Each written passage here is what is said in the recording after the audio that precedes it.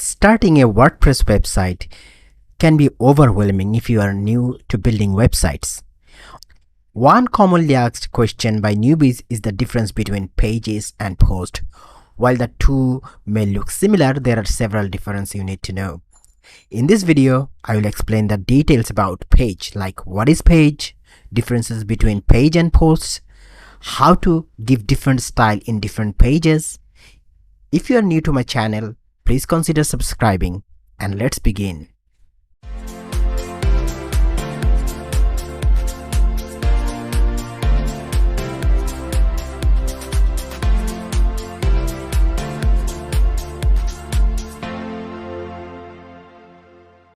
By the way, this video is part of my series named WordPress for Absolute Beginner. If you want to learn the basics of WordPress step by step, please check the description for all the videos in a playlist, or you can also check the iCard of this video where I will also put the video playlist link. Now let's dive into today's topic. Posts in WordPress are entities listed in chronological order. These usually feature dynamic contents of different types, with common example being blog posts, new articles, product updates. In essence, posts are used to share content for engagement conversion purposes. Now, what is WordPress pages then? WordPress pages are static entries that are permanent fixtures of your website. However, just because they are static doesn't mean they are set in stone. You can still update them as you see fit. For update, unlike posts, pages are not organized in chronological order. Instead, they are usually listed in the menu of your website. Every website requires at least one page to be visible to the public, but WordPress enables you to create as many pages as you need. Pages are distinct from posts in three main ways. Pages are designed for static content. This means they are for content that rarely changes over time, like About Us page, Contact page, etc. By default, pages do not allow comments. Pages are placed to share information rather than encouragement social engagement. You can use a page to hold and display a post. While you can display a post on a page, you can't do the opposite. Understanding the difference between pages and posts in WordPress is just the beginning, of course. Let's dive a little deeper to discuss how to manage a page. WordPress makes it easy to manage your web pages. Out of the box, the platform comes with all the tools you need to create, edit, organize, and remove any pages on your website.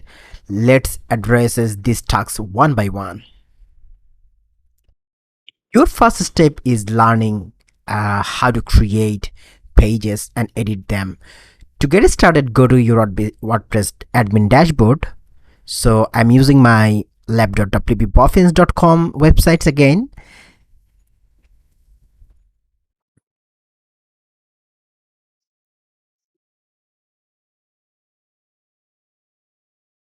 From the left menu, select Pages and then click Add New.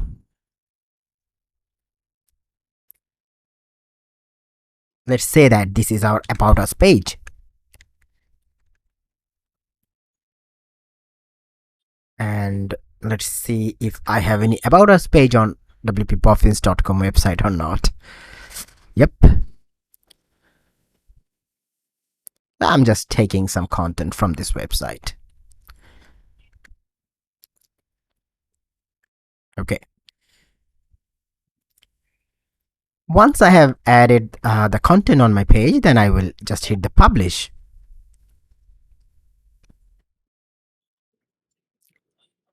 Okay.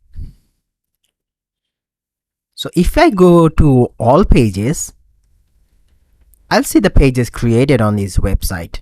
There are 4 pages at this moment: sample page, About Us page, Elementor 16. These are already published, and this one is under the draft. Draft means it's not published, we can edit it and publish it later.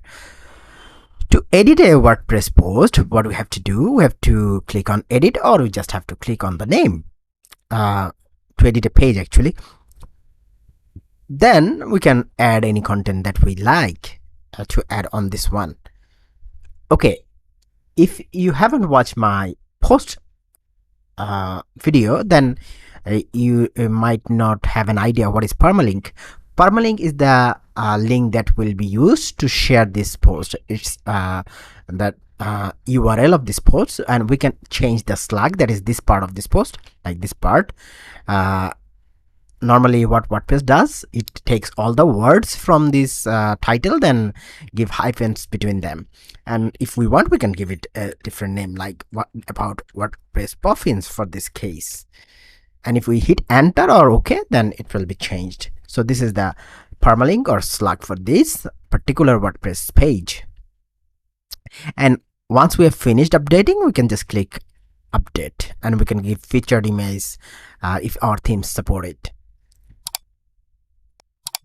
Now how to give different style in different pages. There are different website represents their pages. Like some pages are full width, some pages has sidebar, or some pages has like a separate kind of design, like fully different. So these are actually done through special page template which we call in WordPress as page template, and normally it's under this page attribute widgets. From here we can select the parent, like if this is the top level of page, then we don't need to select any parent, there will be no parents. By default there is no parents.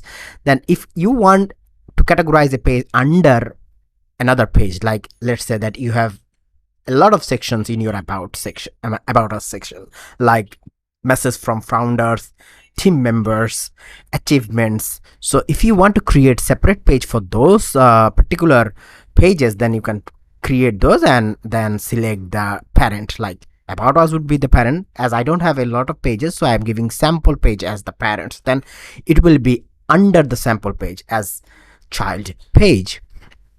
Now there is another option name template, which I just said how to give different style. So by default there will be default template.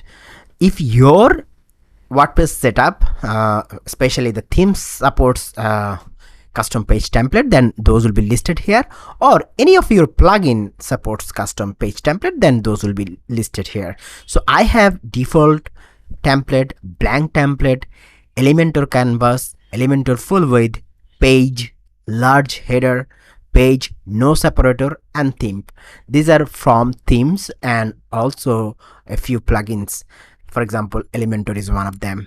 So if I click on let's say default page template, then if I hit update, as I have selected sample page as parent, so in the permalink there is sample page, and then after that about WP Boffins. If there was no parent, and there will be no secondary URI here. Okay, this is the default design for this particular theme to show the page. Now if I change it back to the theme one and I update the page, then if I check it, still it's the same. Maybe this is from the theme. If I select page, large header,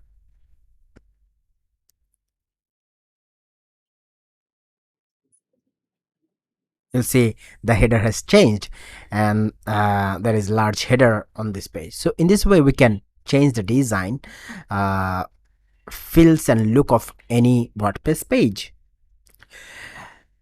I will explain a lot of different way how you can style your WordPress website, and most of them will be through pages anyway in the advanced video, not in this beginner series, but you can do it. This is the basics of how to style a different page in a different way.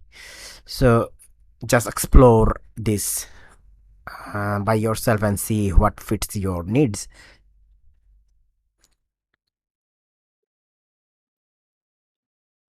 So that was it for today's video. It's a very basic, very simple. I hope you have enjoyed this video. If you have, please give the video a thumbs up, and if you have any question, please leave your question down below on this video.